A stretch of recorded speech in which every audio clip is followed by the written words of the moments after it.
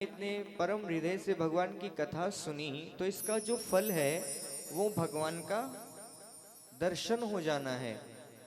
तो उनमें विचार किया और सच्चिदानंद भगवान को प्रणाम किया हृदय से। जैसे ही प्रणाम किया तो भगवान श्री राम की लीला का दर्शन हुआ उन्हें। और भगवान क्या कर रहे थे उस समय? उनकी जो धर्म पत्नी थी माँ सीता, उसको रावण उठा के ले गया था महाराज। और वो लते पते इत्यादि से वन वन में पूछ रहे थे और रुदन कर रहे थे। जैसे ही भगवान श्री राम को भोले बाबा ने देखा तो क्या कहा? जय सच्चिदानंद घन, ऐसा कहकर उनको प्रणाम किया बंधु। जैसे ही भगवान ने सच्चिदानंद घन कहकर प्रणाम किया तो सीता मैया, सती मैया के मन में विचार हुआ कि ये जिनको सच्चिदानंद घन कह रहे हैं वो तो ऐसे परमात्मा दिख ही नहीं रहे। उनका तो पत्नी चली गई, रावण उनको उठा के ले गया। हाँ, अगर ये परमात्मा होते, सर्वशक्तिमान होते तो ये अपनी पत्नी की खोज कर लेते इतनी देर में तो। लेकिन ये तो रुदन कर रहे हैं। ऐसा मन में विचार हो गया। भोले बाबा से पूछा सती मैया ने, कहा प्रभु एक बात बताओ कि आपने ये जो सच्चिदानंद घन कहकर किसको प्रणाम किया? बोले ये जो भगवान दिख रहे हैं ना श्री राम, इनको मैंने सच्चिदानंद घन कहकर प्रणाम किया। ये पूर्ण ब्रह्म परमात्मा है। बोले ये तो भगवान है। अरे इनमें तो भगवान के कोई लक्षण नहीं दिखाई दे रहे। लेकिन अभी भगवान श्री राम की कथा सुन करके आ रहे थे ये, लेकिन कुछ सुना नहीं, धारण नहीं किया इन्होंने। क्यों? क्योंकि अहम इनके मन में आ गया था। कुछ सुना नहीं कथा में तो भगवान के बारे में विचार नहीं हुआ कि भगवान कौन है, कैसे होते हैं। जब तक आप किसी के बारे में जानोगे नहीं तब तक आपको उसके प्रति प्रेम कैसे होगा? जब आप किसी के बारे में जानोगे तभी तो आपकी उसके प्रति श्रद्धा होगी ना जी। हाँ, ऐसे बिना जाने थोड़ी आप मुझे यहां बुला लेते, नहीं ना। आपने पहले जाना, पहचाना, फिर उसके बाद में आपने बुलाया। ये सभी ऐसा होता है। जाने बिनु होई न प्रीति, बिना जाने प्रीति नहीं होती। तो आचार्य कहते हैं कि जैसे ये भगवान शिव सच्चिदानंद घन कहकर प्रणाम किए, माता के मन में जिज्ञासा हो गई। माता उनको साधारण मान ली और माता ने कहा मैं तो इनकी परीक्षा लेने जाऊंगी। और मैया आज इनकी परीक्षा लेने गई। किनकी? भगवान श्री राम की। कौन गए? सीता मैया। हाँ, सती मैया। सती मैया जैसी परीक्षा लेने गए बंधुओं, तो हुआ क्या? वो किसका रूप धारण करके गए थे?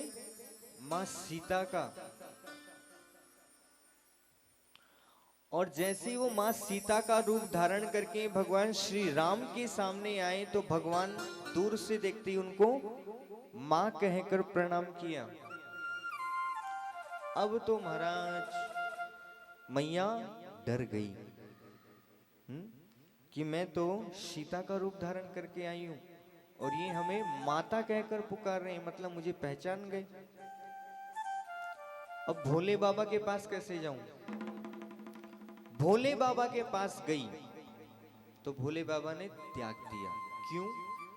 बोले यदि मैं इनको अपनी धर्म पत्नी के रूप में स्वीकार करूं और यदि मेरे नेत्रों के सामने यदा कदा वो छवि बन जाए जो इन्होंने सीता का रूप धारण किया तो ये तो अनर्थ हो जाएगा।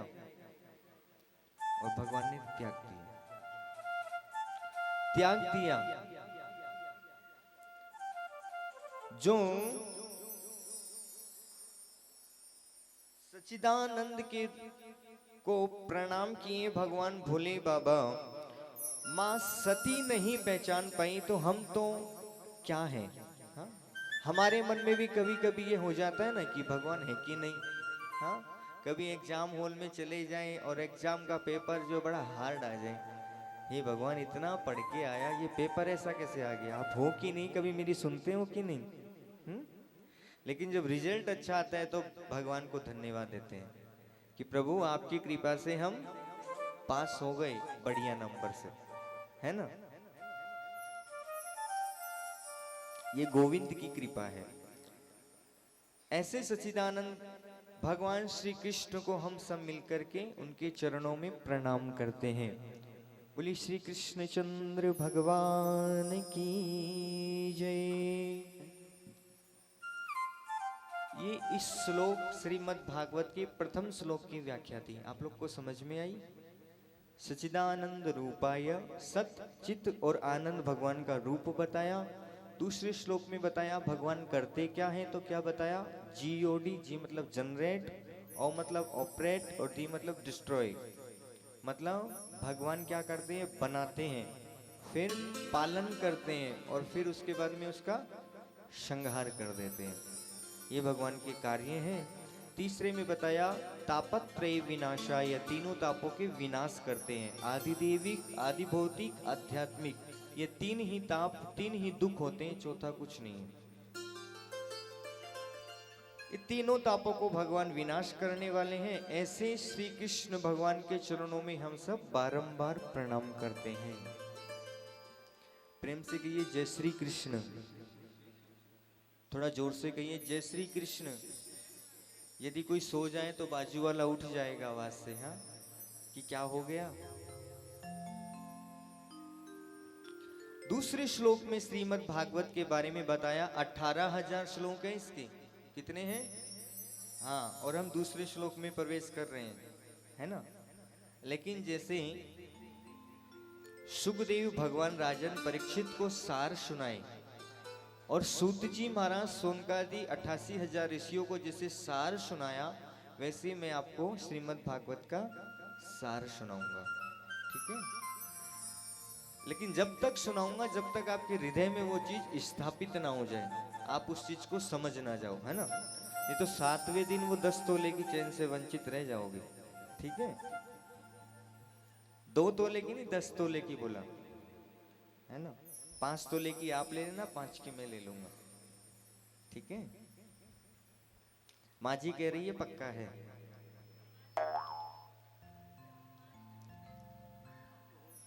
हंस रहे हैं तो हंसी का मतलब ये होता है हाँ, स्वीकार रहे हैं हमें। दूसरा श्लोक श्रीमद् भागवत का, इसमें सुखदेव भगवान को प्रणाम किया।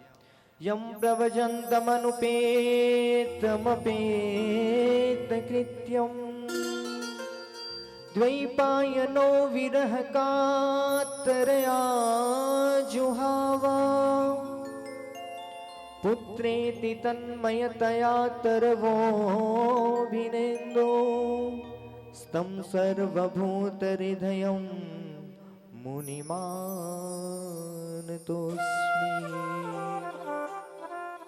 ये जो सुखदेव भगवान थे ना, ये अपनी मैया के गर्भ में 12 वर्ष तक रहे। कितने वर्ष तक रहे?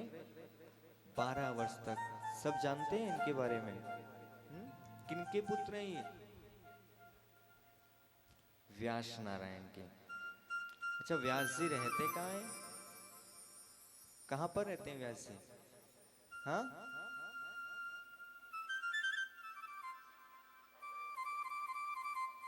नहीं पता? अभी जाके आए आप वहां पर? माणा गांव गए?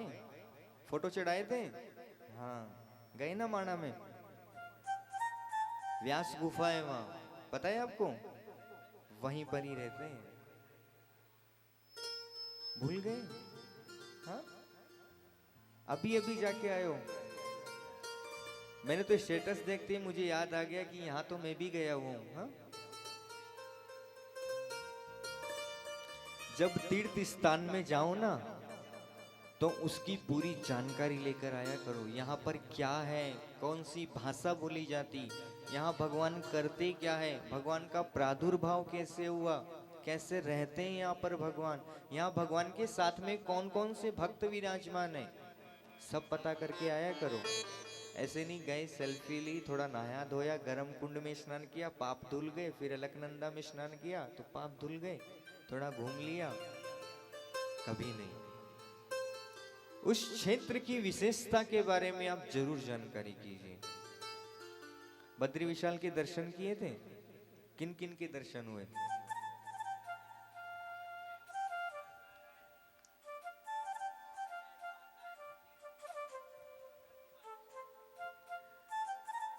अरे बद्री विशाल जी की माता है वो, जहां से सतो पंथ का रास्ता जाता है, वहां माता का मंदिर है ना, वो माँ बद्री विशाल की माता है। और जब बद्री विशाल के नारायण के आप दर्शन करोगे ना, तो वहां पर भगवान के तिलक का दर्शन है उसका, है ना, शंकराचार्य जी द्वारा निर्मित है वो।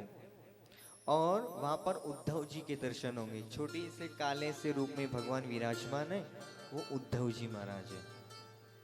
ठीक है, जब 6 महीने का वो होता है ना भगवान का देव शयन, तो उद्धव जी महाराज का ही पूजन होता है नीचे में। ठीक है, और वहां से सतो पंथ का रास्ता जाता है। किसका रास्ता जाता है? गए थे, वसुधारा पहुंचे, फिर माणा गांव जाके आए, भीमकुंड जाके आए, वसुधारा पहुंचे थे, उससे आगे गए नहीं गए, माणा तक पहुंचे हो, माणा गांव। उससे आगे जैसे आप चलते जाओगे ना, तो वहां पर माता का मंदिर है। जो व्यास गुफा आप देखें ना, उस व्यास गुफा के अपोजिट साइड में माता का मंदिर है। उस माता के मंदिर से ही रास्ता जाता है सतो पंथ का। सतो पंथ मतलब स्वर्ग की ओर रास्ता जाता है। कहाँ रास्ता जाता है? स्वर्ग की ओर। ऊपर ऊपर चलते जाओगे ना, तब आपको ब्रह्म कुंड मिलेगा, ब्रह्म सरोवर जिसको कहते हैं। उसके चारों तरफ में ब्रह्म कमल उगते हैं, बाकी कहीं नहीं उगते, खाली एक वहीं उगते हैं। गए आप वहां पर? नहीं गए, पता है आपको। हम गए थे लेकिन वहां तक नहीं पहुंच पाए, क्योंकि हमारा दूसरे दिन जन्मोत्सव था, तो हमें भगवान के दर्शन करने थे। अर्धरात्रि तक हम पहाड़ों पे चढ़ रहे थे, फिर वापस लौट आए। भगवान ने कहा यहीं तक सुन लो, कुछ सुन के चले जाओ यहाँ पर, फिर यहाँ से सुन के फिर दर्शन करने चले जाना। जब आप ऊपर ऊपर जाएंगे ना पहाड़ों पर, और यदा कदा भगवान की कृपा हो गई ना, तो मैं कहता हूँ भगवान का आपको अनुभव हो जाएगा वहां, पक्का। कोई सिद्धगण विचरण करते हुए मिल जाएगा, अथवा स्वर्ग में जो नृत्य आयोजन होता है, उस आयोजन के कुछ भजन गाने आपको सुनेंगे, अथवा कुछ संगीत आपको सुनने मिल जाएगा वहां। ये गोविंद की कृपा से संभव है। तो कहाँ रहते हैं सुखदेव महाराज जी के पिताजी?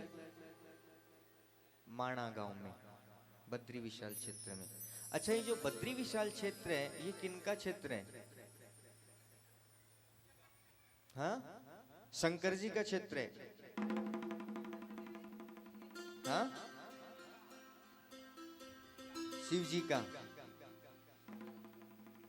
और बद्री विशाल वहां पर क्या करते हैं फिर? ले लिए, छीन लिए। अच्छा, नारायण जी की इतनी हिम्मत, भोले बाबा से छीन लिए। आज भी नारायण, नर और नारायण, वो क्या करते हैं? रेंट भरते हैं उसका, किराया। किराए की जगह लिए और वहां पर जप करते हैं। क्या करते हैं? जप। ये विशेषता है उस जगह की। उस एरिया में जब भी आप संकल्प कराते हो, तो उसको क्या बोलते हैं? केदार क्षेत्र। केदार के अंदर आता है।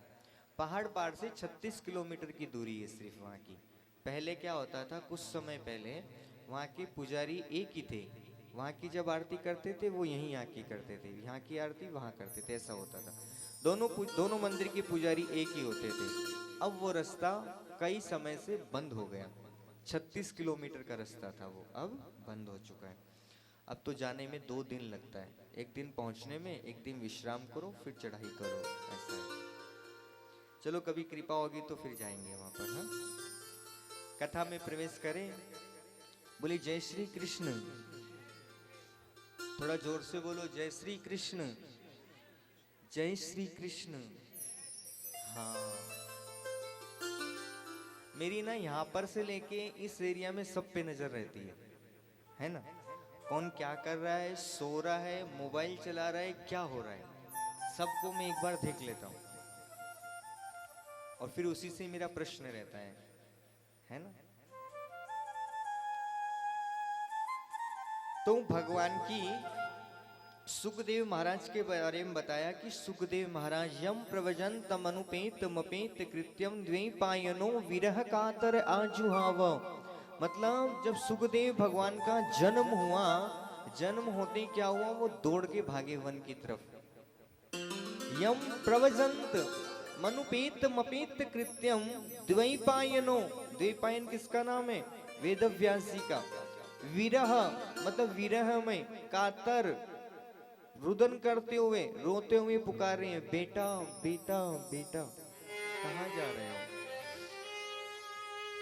12 वर्ष तक तो गर्भ में रिया और जैसे ही आप उत्पन्न हुए आप वन की ओर प्रस्थान कर गए, हमें पुत्र का सुख क्या मिलेगा। तो इनकी कथा आती है, अमर कथा। एक बात, नारद जी महाराज अपनी शिष्या के घर गए। इनकी शिष्या कौन है,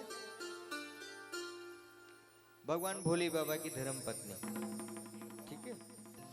इनके यहाँ जैसे ही गए तो भगवान ने, नारद जी ने बताया कि संसार में तो सभी मैया बड़े परेशान हैं। क्या बोला, सभी परेशान हैं, आप लोग कैसे रहते हो, बढ़िया खुशहाल मंगल हैं, आनंद में रहते हो। बोले हाँ, हमारे में तो बड़ा प्रेम है, हम बड़ा आनंद से रहते हैं। तो जैसे ही इन्होंने सुना कि बड़े आनंद से रहते हैं नारद जी महाराज ने, तो नारद जी महाराज ने कहा नारायण नारायण नारायण। हाँ, गुरु हैं ये मैया के, और संबोधन में मैया कहते हैं और मैया इनको गुरु जी कहती है। जब आप बंगाल साइड में जाओगी ना तो वहां लड़की को भी माता कहेंगे, माँ कहेंगे, क्या बोलेंगे, माँ। ये विशेषता है बोली की, भाषा की। और यहाँ क्या कहते हैं, हाँ, अम्मा।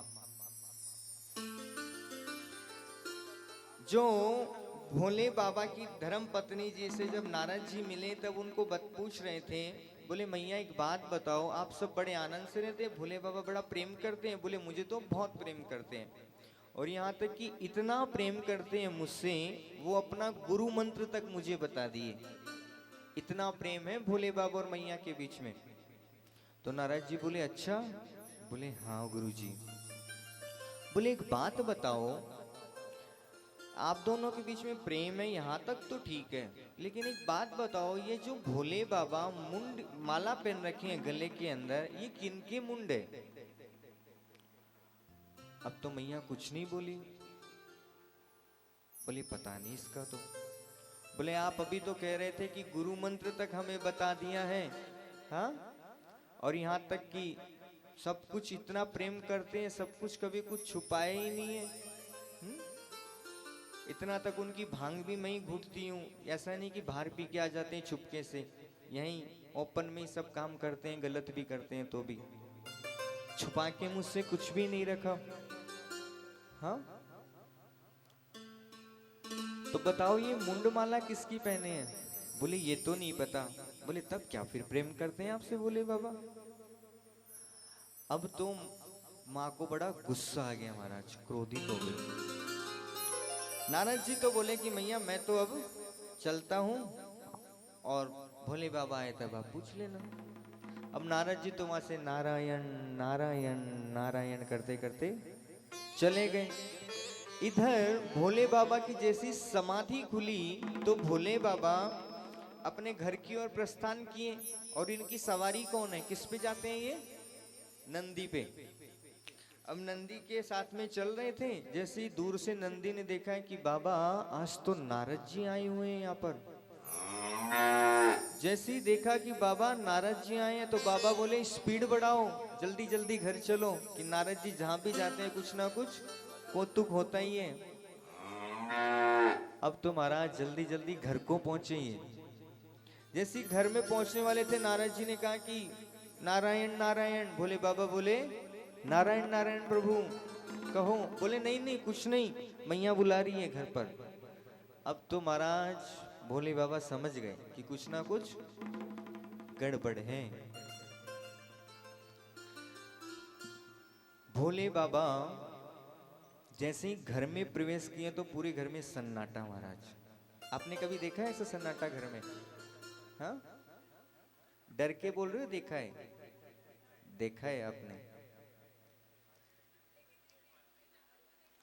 इतना मत डरा के रखा करो। भोले तेरी जटा में, बाबा तेरी जटा में बहती है गंगधारा।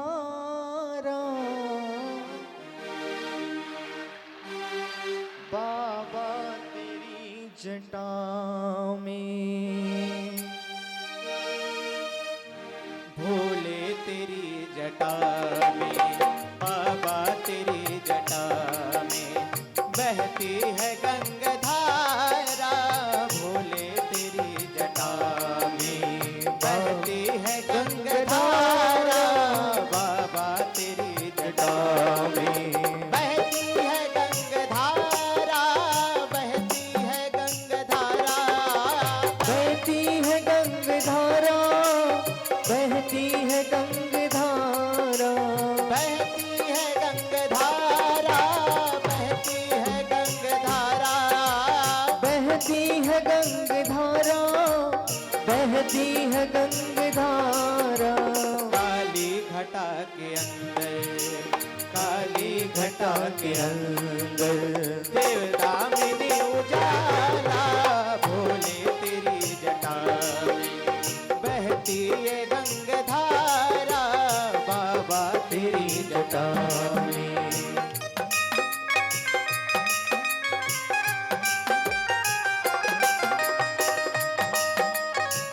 श्री भोलेनाथ भगवान की जय।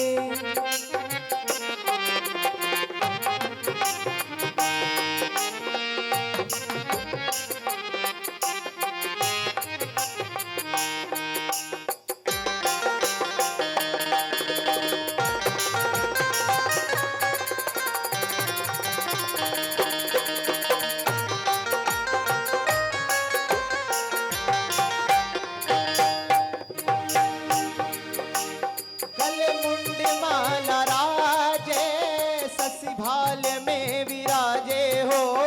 गले मुंड माल राजे, ससी भाल पे विराजे। गले मुंड माला राजे, राजे ससी माला में विराजे हो। मुंड माल राजे, ससी भाल शिख पे विराजे।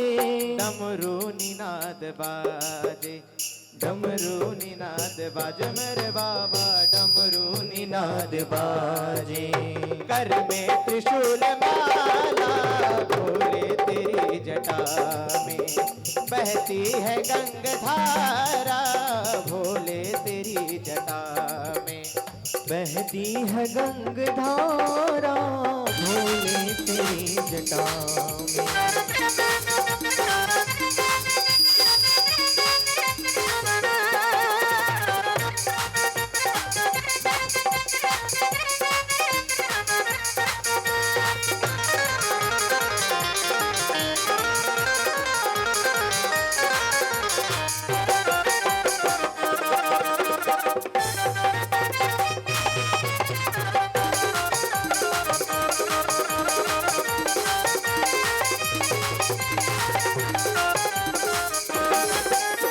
प्रभु दीन पे जरासी, कटिबंध नाग फांसी हो।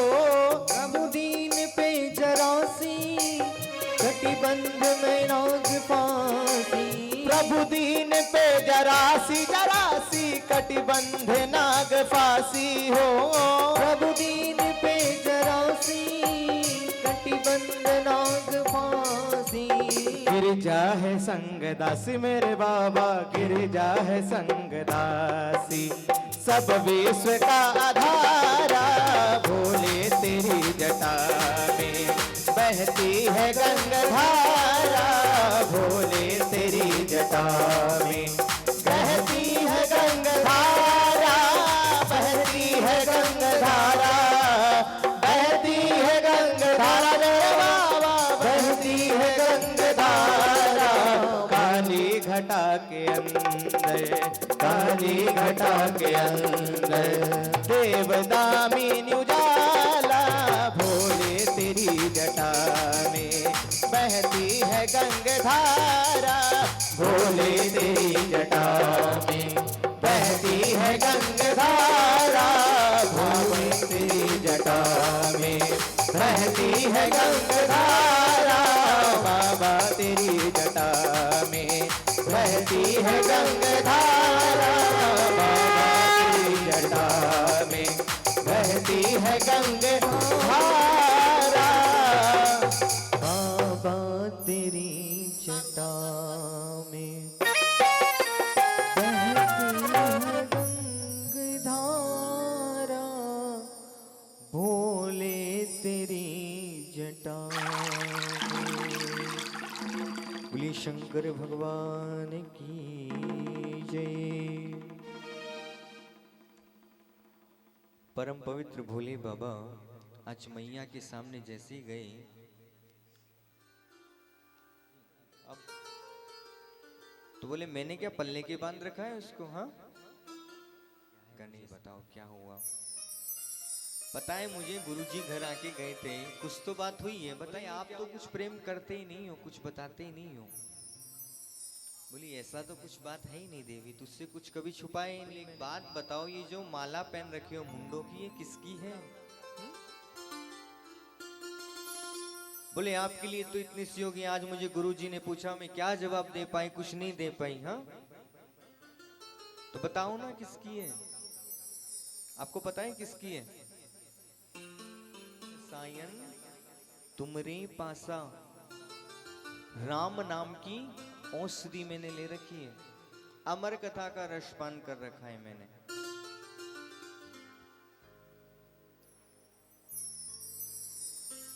अमर कथा का रसपान मैंने कर रखा है। बोले वो अमर कथा कौन सी है, जरा हमें भी पिला दो। भगवान बोले हाँ जी जरूर पिलाएंगे आपको। आज कैलाश के ऊपर माँ को भगवान अमर कथा रसपान करवाने गए। अपने नेत्र बंद किए और एक ताली बजाई। उस ताली से वहां पर जितने चराचर के जीव जगत थे वो क्या हुए? सब उड़ के चले गए महाराज। लेकिन एक सुकनी तोते का एक अंडा जो था वो वहां पर ही रखा हुआ था महाराज। कैसे, वो कहां से आया? ये सुखदेव महाराज थे कौन?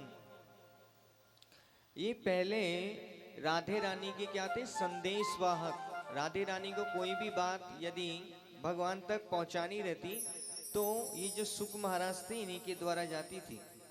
जब ये लीला करने इस धरा धाम पर आए बंधुओं, उस समय जब लीला करने आए थे ना, उसी समय इन्होंने राधे रानी से प्रार्थना की कि आप इस धरा धाम पर जा रहे हो तो क्यों मैं ना आपके साथ में चलूं। तो पूछा कि आप क्या करोगे हमारे साथ जा करके? तो ये बोले ज्यादा कुछ तो नहीं, लेकिन आपकी लीलाएं देखूंगा फिर उसका गायन करने लगूंगा। तो राधे रानी बड़ी दयालु है, वो इनको लेकर के आ गई साथ में बंधुओं। और हुआ क्या, ये जब वहां से आए तो अंडे के रूप में परिणित हुए और कैलाश में आकर गिर गए महाराज। वहां भोले बाबा आज माँ को कथा सुना रहे हैं, अमर कथा का रसपान करवा रहे हैं। क्या हुआ उस समय? भगवान ने कहा देखो देवी, मैं आपको कथा सुनाऊंगा तो समाधिस्थ होकर सुनाऊंगा, लेकिन ऐसा है कि कथा में नींद बहुत आती है ना? क्यों? मन शांत हो जाता है यहाँ पर आने से, है ना? किसी की याद नहीं आती, घर के कोई काम की टेंशन नहीं रहती, ऐसा ही है। भगवान के पास सामने जाओगे तो नींद क्यों आती है, क्या कारण है उसका? भगवान आपकी चिंताओं का उस समय के लिए हरण कर लेते हैं और आपका मन शांत होने लगता है। जैसे आपको शांति प्राप्त होती है, आपको नींद आने लग जाती है। यदि आप सो रहे हो, घर के अंदर कोई होल ना कर रहा है, तो आपको नींद आएगी? क्यों? क्योंकि मन शांत नहीं है आपका। तो भोले बाबा मैया को बोले, देखो ये जो निंद्रा देवी है, ये कौन है? निंद्रा देवी कौन है? हाँ, माया, कुंभकर्ण की धर्म पत्नी है। ठीक है।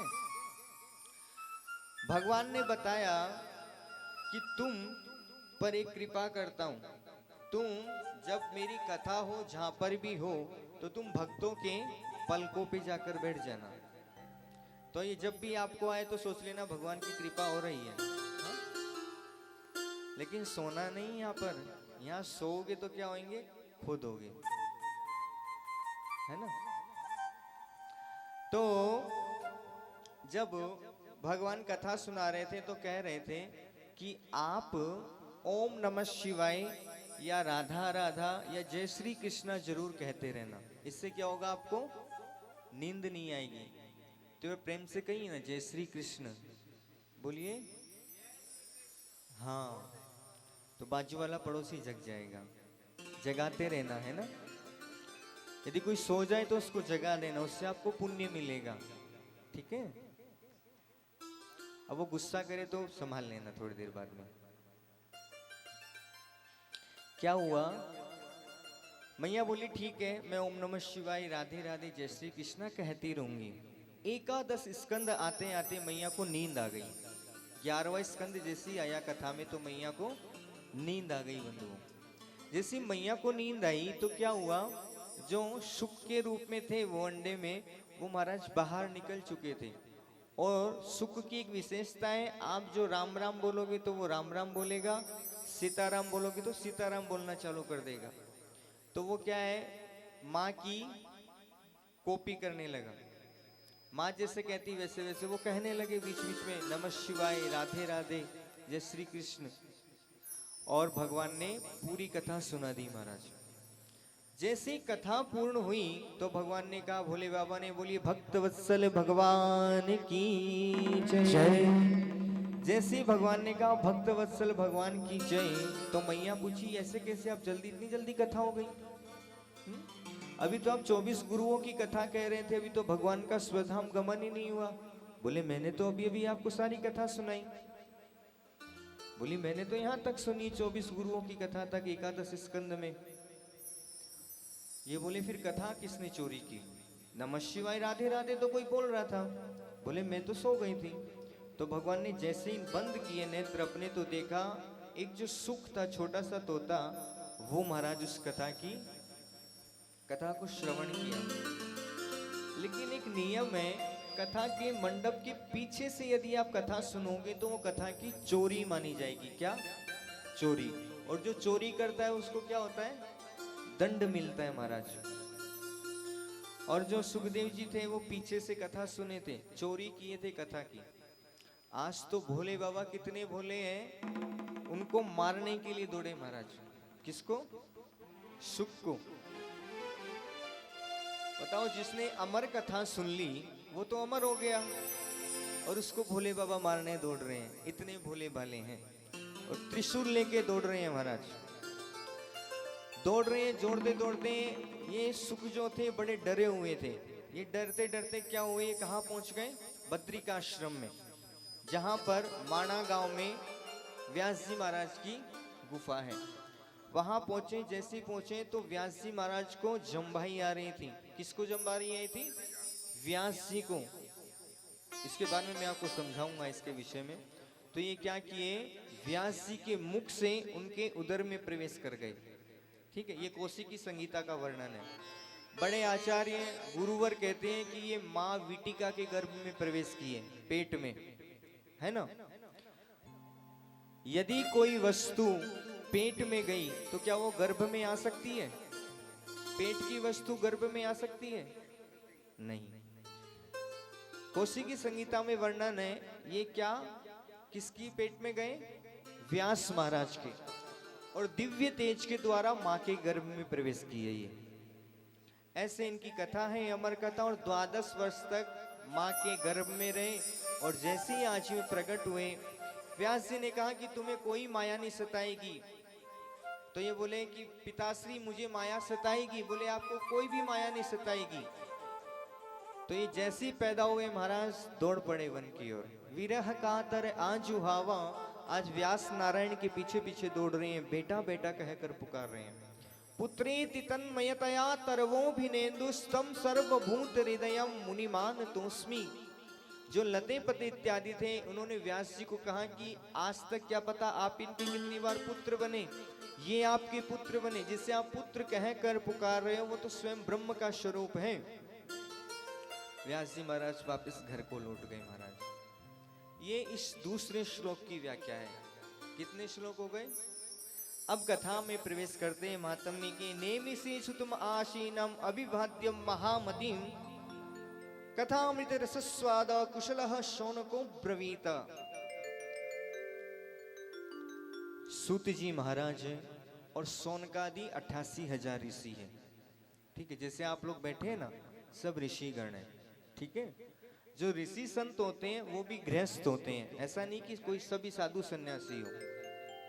2 मार्ग हैं भगवान को पाने के। गृहस्थ में रहकर के भी संत हो सकते हो और वन में जाकर के भी संत हो सकते हो। संत वेशभूषा का नाम संत नहीं है। संत किसका नाम है? आपकी चित्त वृत्ति भगवान में लग जाए वो संत बन जाता है। जो सत्य को अपना कुछ मान ले वो संत है। और सत्य कौन है? भगवान। उसका संग कर ले वो संत है। ठीक है। नेमिषे सुतम आसीनम, नेमिषारण्य तीर्थ है जहां पर शौनकादि 88,000 ऋषि विराजमान है। इनका नाम शौनकादि क्यों हुआ? क्योंकि इनके जो अध्यक्ष करने वाले हैं उनका नाम है शौनक जी महाराज। क्या नाम है? शौनक जी। वो 88,000 ऋषियों की अध्यक्षता कर रहे हैं। जैसे आप सब लोग बैठे, इनके कुलपति एक बैठे ना वहाँ, अब तो वो शायद चले गए होंगे, तो कुलपति एक है। वैसे ही शौनक जी महाराज, हाँ वैसे ही शौनक जी महाराज जो है अध्यक्ष है। जैसे इस यूनिवर्सिटी के वो अध्यक्ष है। कौन सी यूनिवर्सिटी है ये? सांघी यूनिवर्सिटी। ठीक है, यूनिवर्सिटी में पढ़ रहे हो आप, बिल्कुल ध्यान से सुनिएगा। जरा भी कुछ रह गया तो कल से स्कूल में भर्ती हो जाएंगे फिर, है ना। नेमिषे सुतम आसीनाम अभिवाद्य महामतीम। महामतीम कहा? कौन सी मती? महामती। अनेकों अनेक प्रकार की मति होती है। मंदमती, सुमंदमती, महामती, अनेकों अनेक प्रकार की मतियां होती हैं। अनेक प्रकार की बुद्धि होती है। मति मतलब बुद्धि। जैसे आप श्रीमती कहते हो ना, श्रीमती किसको कहते हो?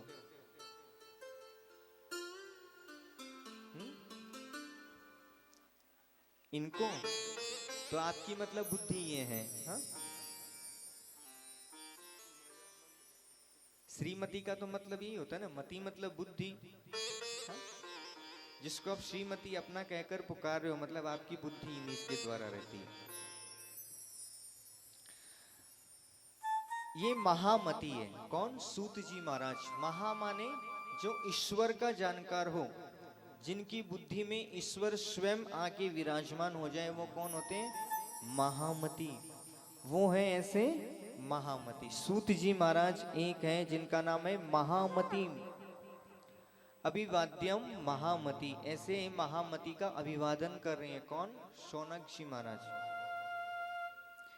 कथामृत रसस्वाद कुशलः शौनको ब्रवीत। शौनक जी महाराज कैसे हैं? वो कथा अमृत का रसस्वाद करने में बड़े निपुण हैं। ऐसे शौनक जी महाराज हैं। और वो गुरु को प्रणाम करते हैं। कहते हैं अज्ञान धांत विद्वंस कोटि सूर्य समप्रभा सुताख्या ही कथा सारम मम कर्ण रसायनम। एक बात कही इसमें, क्या कहा? मम कर्ण रसायनम, मतलब मेरे कानों की दवाई। क्या है दवाई? भगवत नाम, भगवान की कथा। ये कह रहे हैं अज्ञान ध्वांत विध्वंस, हे गुरुवर जैसे सूर्य की एक किरण निशा का सारा अंधकार दूर कर देती है। जब सूर्योदय होता है ना, तो रात्रि काल की जो अंधेरा होता है वो पल भर में चला जाता है। ऐसे आप करोड़ों सूर्य के समान हैं गुरुवर, और आपकी एक किरण क्या करेगी, मेरे हृदय में जो अंधकार भरा है उसको ध्वंत विध्वंस, उसका विनाश कर देगी। ऐसे गुरु की कृपा बताई और कहा भक्ति ज्ञान विराग। आप तो भक्ति ज्ञान और वैराग्य इन दोनों को बढ़ाने वाला आप हमें भगवान की कथा सुनाइए। और कहा इहे घोर कलो प्रायो हो, ये जो कलियुगी मनुष्य हैं जीवतांश असुरताम गता, ये कैसे हो गए हैं, आसुरी वृत्ति के हो गए हैं। कहना तो मैं अब यहाँ पर आपको कुछ भी नहीं चाहूंगा मेरी व्यासपीठ से, लेकिन आप सबको भी पता है कि कैसी वृत्ति के लोग हो गए हैं महाराज। जो भक्षण करने योग्य है, खाने योग्य है, उसको तो छोड़ दे रहे हैं, लेकिन जो निषेध बताया है उसका हम भक्षण करते हैं। कुछ 1 मिनट लेता हूं मैं इसके ऊपर में। हम जो ये गलत चीज खाते हैं, किसी को काट मार के, वो कैसी योनि से आया, उसने कुछ गलत कार्य किया तो वो उस योनि में आया। कोई भी गलत योनि में आया तो उसने गलत कार्य किया है। भले ही आप उसको कितना धो लो, कुछ भी कर लो, काट के फिर उसको पका के जैसे ही आप खाएंगे तो उसका जो डीएनए रहेगा महाराज, वो तो आपके अंदर आएगा ना।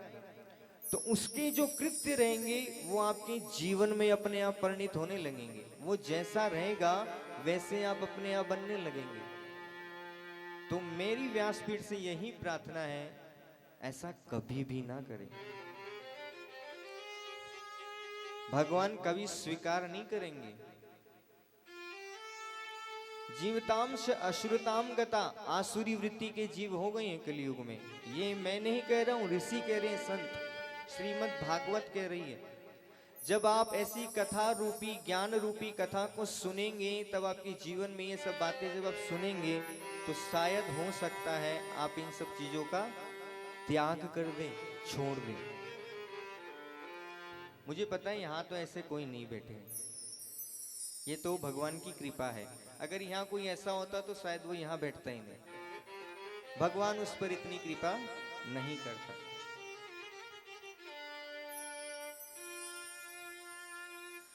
यच्छ्रिया यच्छ्रीवः पावनां च पावनां कृष्ण प्राप्त करम शाश्वत साधनम तद्वदायुना।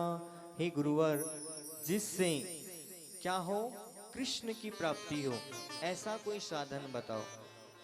कौन पूछ रहे हैं? सोनक जी महाराज। ये नहीं पूछ रहे कि महाराज जी मेरी कुंडली देखिए, हाँ इसमें क्या लिखा है, कब कुछ प्राप्ति होगी,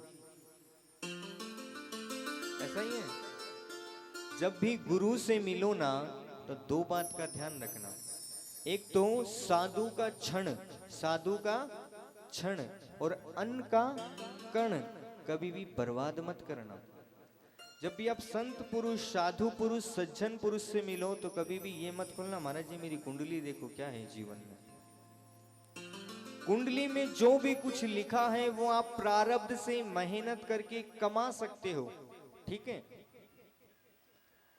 लेकिन गुरुवर जब भी आप मिले तो भगवत मिलन का रास्ता पूछना, उससे क्या होगा, आप बहुत आगे पहुंच जाएंगे।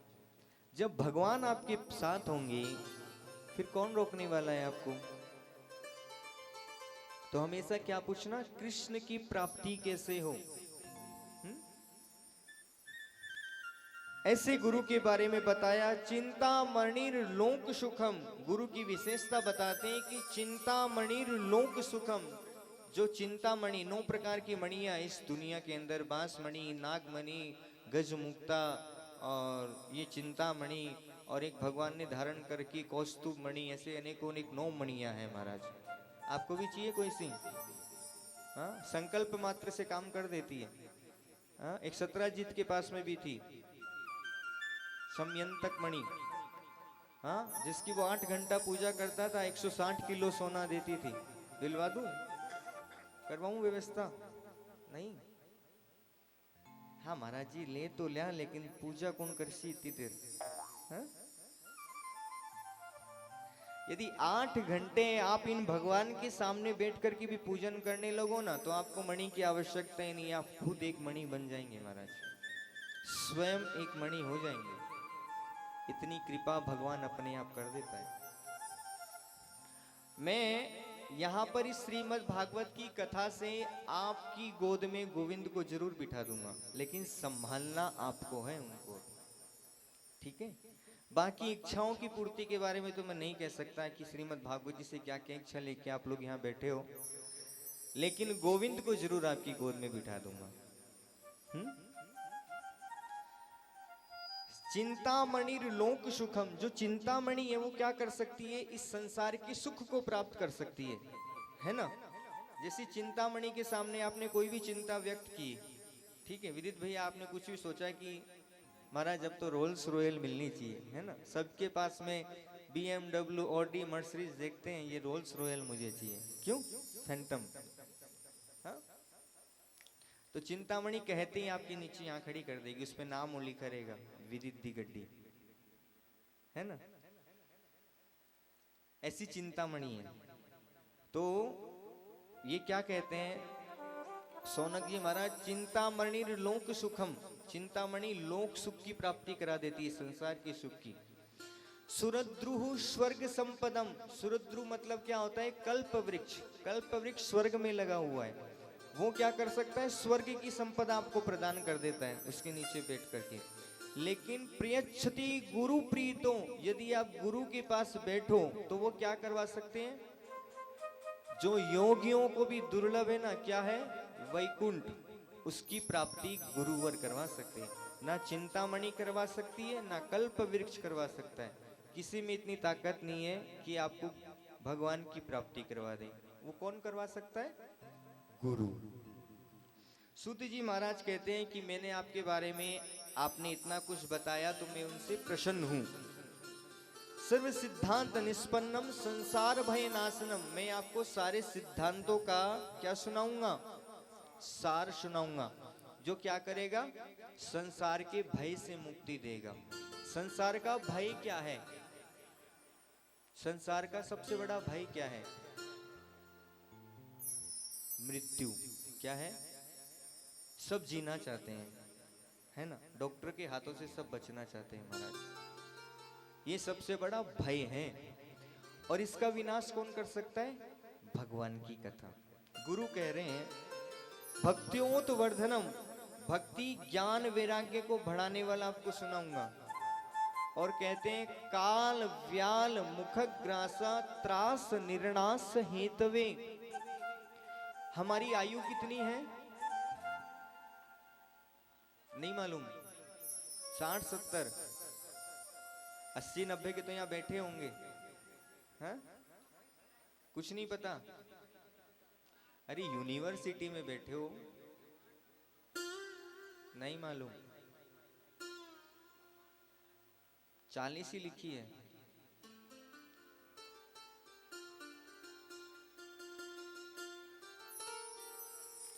आयु कितनी है? शास्त्रों में 120 साल बताई, ज्योतिष में, ठीक है? वैसे आयु कभी भी नहीं गिन के दी जाती। क्या गिन के दी है? श्वास, ठीक है?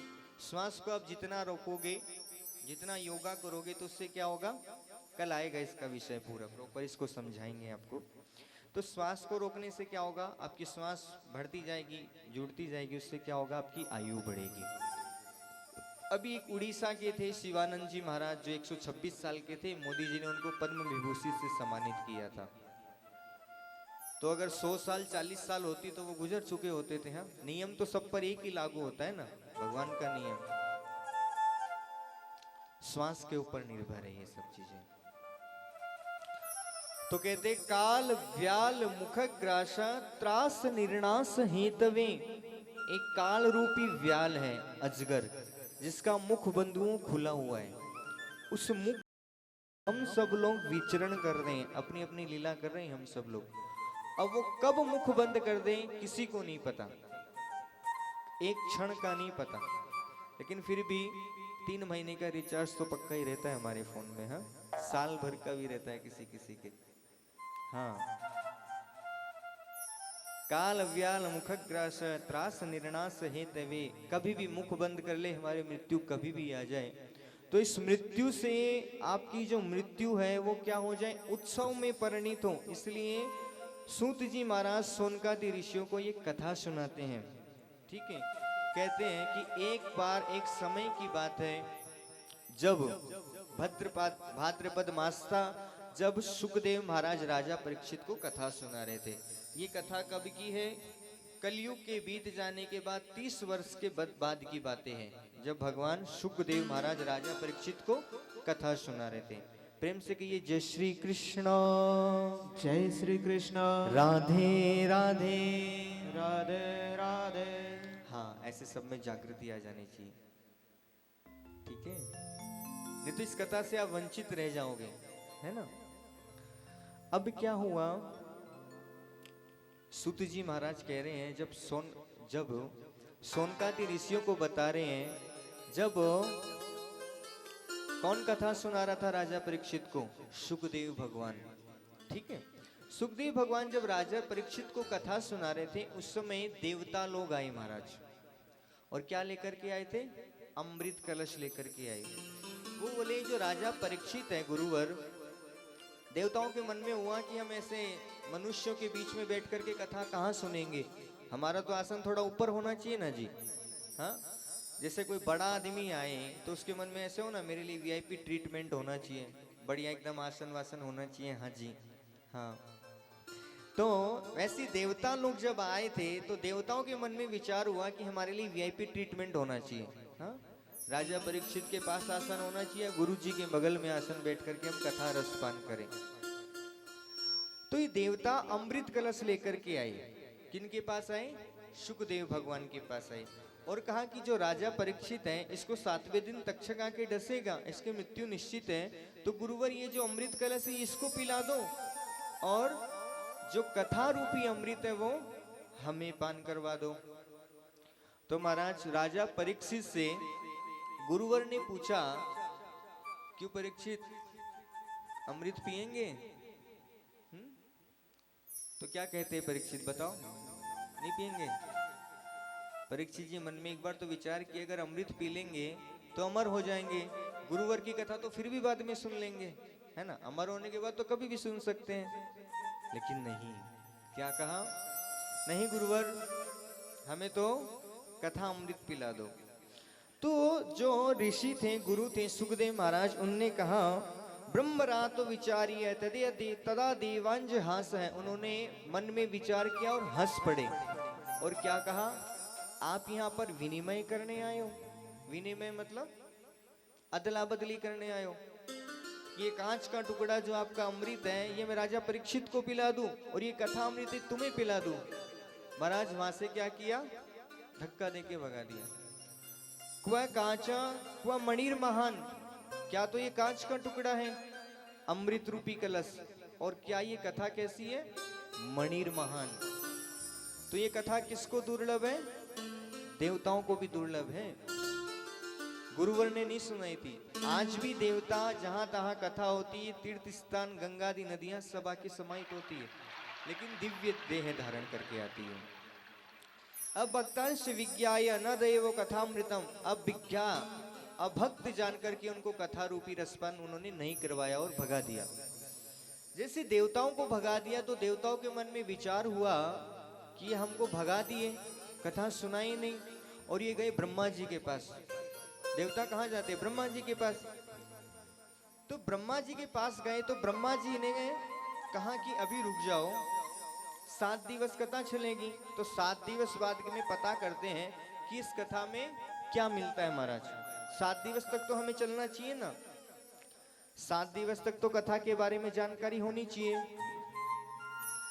जैसे ही 7वां दिन हुआ तो क्या हुआ,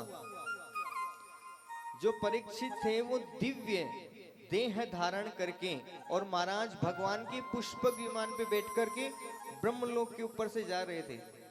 अब जैसी देवताओं ने देखा कि पुष्पक विमान जा रहा है तो ब्रह्मा जी ने पूछा, अरे ये किसका जा रहा है आज? बोले ये राजा परीक्षित का, जो गुरुवर के पास में कथा सुन रहे थे। अब तो महाराज जो ब्रह्मा जी थे वो क्या हुए, मोहित हो गए। राज्यो मोक्ष तथा वृक्ष, राजा की मोक्ष को देख करके धातापि विस्मित है। जो धातापि किसको कहते हैं, धाता मतलब ब्रह्मा, वो विस्मित हो गए महाराज कि ये कथा तो बड़ी बड़ी पौष्टिक वस्तु है, अमृत से भी हमारे। तो क्या किया उन्होंने, तुला भी बंधवा, एक सत्य लोक में तुला बांधा, जिसको कहते हैं धर्म काटा। धर्म काटा जानते हैं, सबसे पहले जो धर्म काटा बंधा था वो कहां पर था, सत्य लोक में बंधा था। अब तो आजकल नाम रखे जाने लग गया धर्म काटा, जहां पर बड़े बड़े ट्रक तुलते हैं महाराज। राजस्थान में ऐसे लिखा रहता है धर्म काटा, लेकिन जो धर्म काटा है वो ब्रह्मा जी ने सबसे पहले तुला बांधा था। कहां पर, सत्यलोक में। सत्यलोक मतलब जहां ईश्वर देवता आदि रहते हैं, स्वर्ग के अंदर में। तो जैसे ही बांधा, लगोन्यानी जातानी, एक पलड़े के अंदर किसको रखा, श्रीमद् भागवत को, और एक पलड़े में सारे संसार के जितने भी ग्रंथ हैं, जितने भी भगवत प्राप्ति के जो साधन है, सबको रखा। लेकिन अपने गौरव से श्रीमद् भागवत क्या हुआ, उसका पलड़ा भारी रहा महाराज।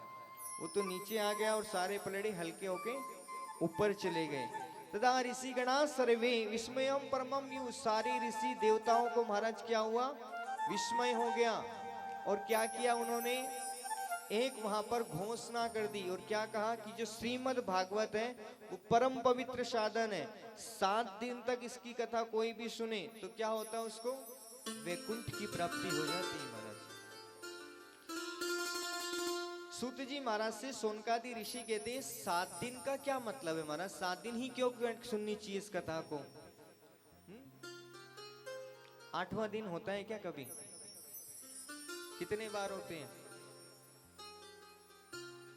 मैंने तो 8 बार सुने हैं। परिवार नहीं होता,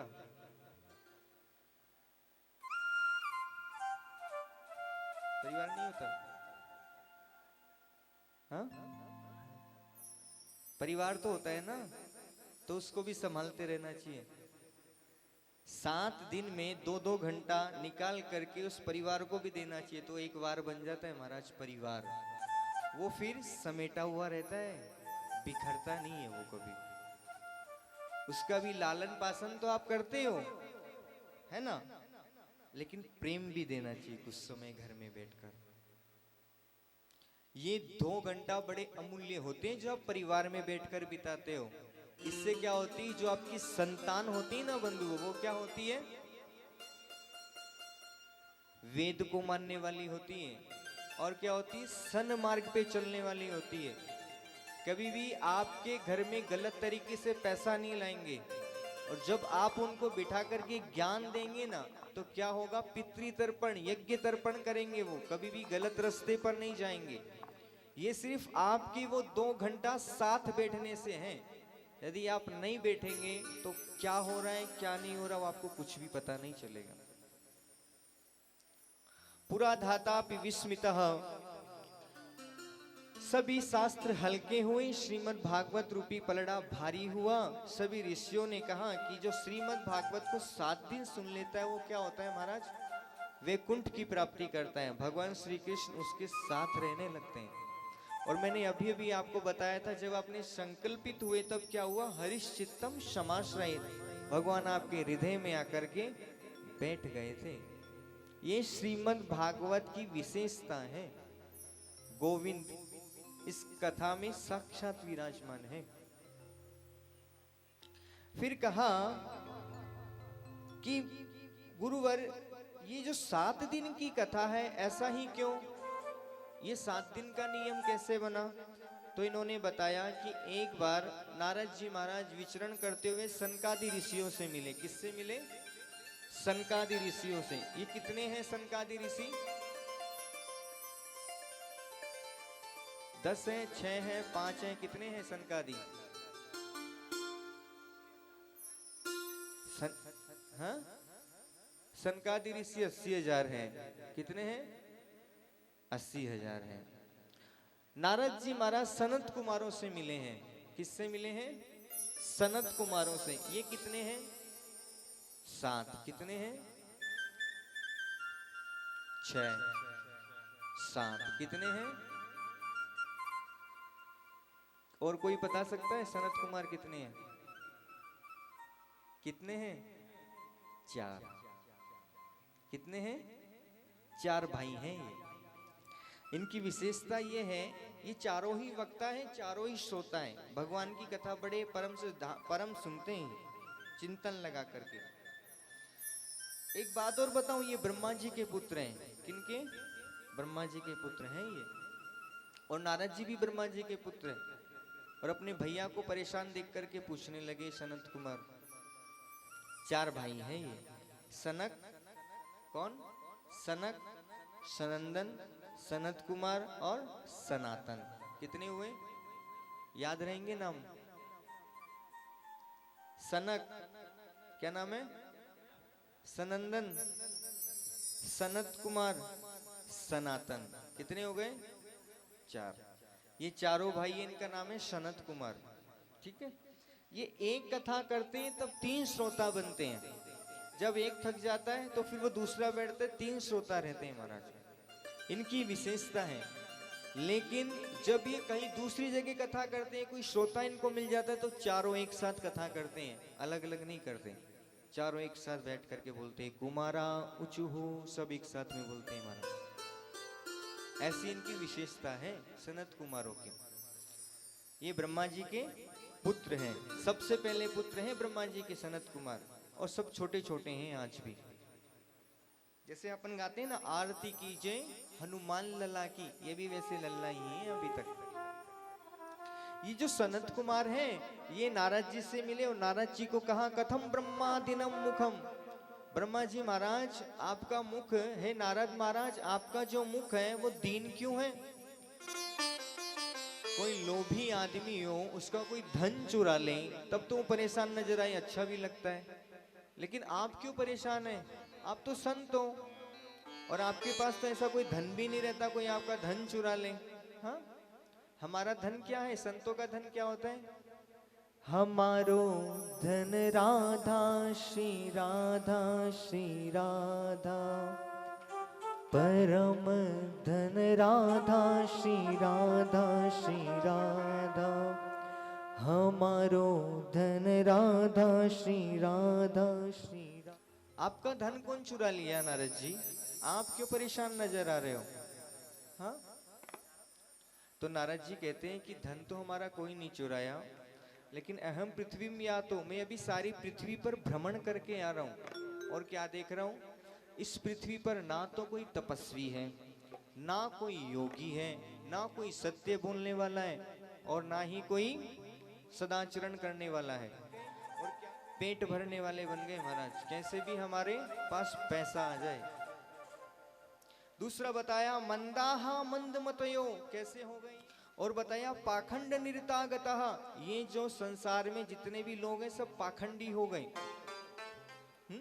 कैसे हो गए? पाखंडी। पाखंडी का मतलब पापस्य खंड एव इति पाखंड, मतलब पाप करने वाले